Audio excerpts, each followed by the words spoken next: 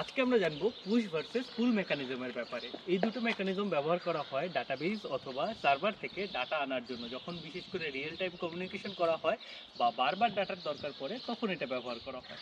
তো push base মেকানিজমটা কি, এটা হলো কি অনেক ফেমাস, বিশেষ করে চ্যাট অ্যাপ্লিকেশন বা রিয়েল টাইম ডাটা অ্যাপ্লিকেশনের ক্ষেত্রে যখন কোনো কিছুর মার্কেট প্রাইস দরকার হয় তখন এটা ব্যবহার করা হয়।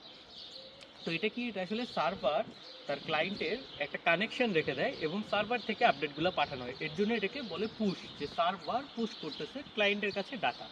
আর পুল বেস মেকানিজম কি, সেটা হলো গিয়ে ক্লায়েন্ট বারবার পুল করতে থাকে সার্ভারের কাছে, জিজ্ঞেস করে হে তোমার কাছে কি কোনো নতুন ডাটা আছে, নতুন ডাটা আছে। যেমন একটা চ্যাট অ্যাপ্লিকেশন সার্ভারকে জিজ্ঞেস করতে পারে তোমার কাছে নতুন কোনো ডাটা আছে কিনা।